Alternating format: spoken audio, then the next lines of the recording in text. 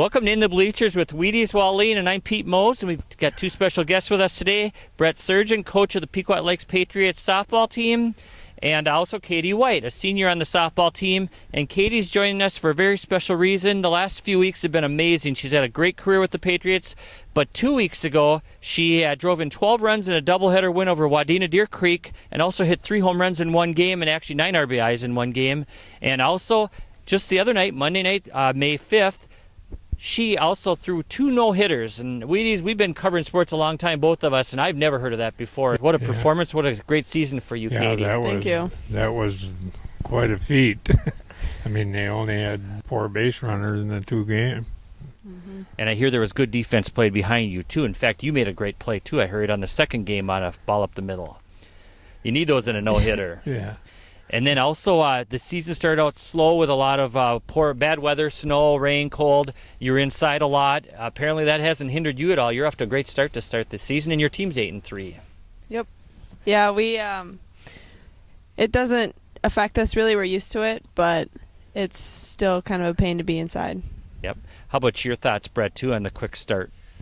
Well, it was kind of nice. At least we were out sooner than last year. Last year was real tough, and it ended up pretty well for us, so we're kind of hoping for the same thing. The girls have worked hard. They know what it takes, but we have a veteran bunch, so that makes a big difference, too. Do you think going to state last year gave this team a lot of confidence, Katie? Yeah, we definitely have a lot of returning players, like Serge said, and it gave us, our veterans, a lot of more confidence, which also gave our younger girls confidence as well, because we are confident in having a good leader. You guys did play in a tournament last weekend too, 0-3, but there were some tough teams there, 3A teams, so that's good to play tough competition.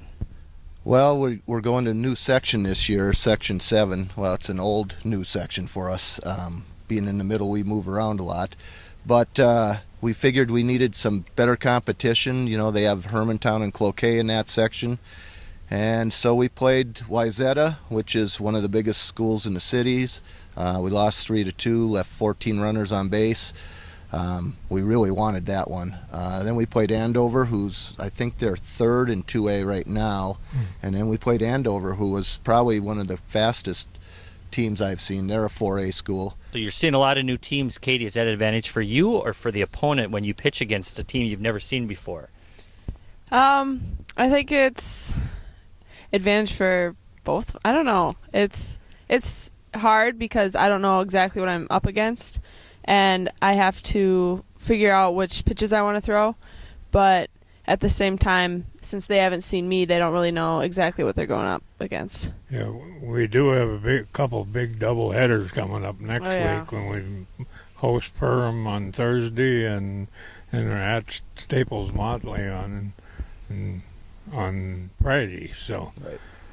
Yeah, that'll tell a lot with those games. But it's been a great start to the year, and we'll see how the postseason goes. But we're just glad you could join us today, and hopefully the weather cooperates. You're off to a great start, and congratulations, and go get them again this year. Keep them going. All right. Thank you.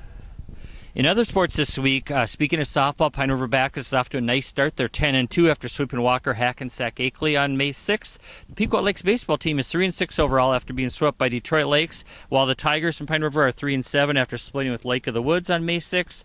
And Pine River Bacchus baseball player Zach Struess is Athlete of the Week for this week. And Pequot Lakes and Pine River Bacchus golf seasons are in full swing. The Patriots' Ethan Nitsky was Athlete of the Week this week, too, for Pequot Lakes. And in track, Henry Kruckle won 4 events, and to help the Tigers finish first in the boys' standings at Aiken on May 6th. And the Pequot Lakes girls were second at the True Team meet, while the Patriot boys were 5th on May 6th.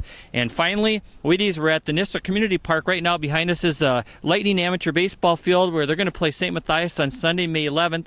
Nisswa opened the Victory League season with a 16-6 win over Cuyuna at Cuyuna on May 4th. So you played Victory League baseball many years ago, amateur baseball. Does this bring back memories to see the field here? Oh yeah, it's a lot better field than I played on. Yep, they've done a nice job with the field, and And we look forward to a good season for the Lightning. We'll be covering them as we go. Maybe we'll have some guests from Lightning. Another reason we're in downtown Nisswa is the Governor's Fishing Opener is this weekend. We're registered. We got our media credentials already, so we're all set to go.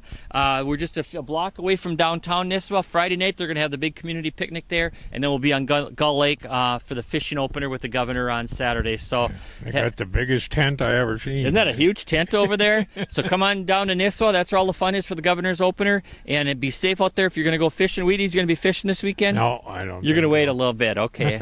Well, thanks for joining us. I'm And have a fair good weather fisherman. fair. The older I get, the more. There I you am. go. But you'll get them later in the year. I know you'll get your share of fish this summer. So thanks for joining us. Have a great week. We'll see you next week. You bet. We'll see ya.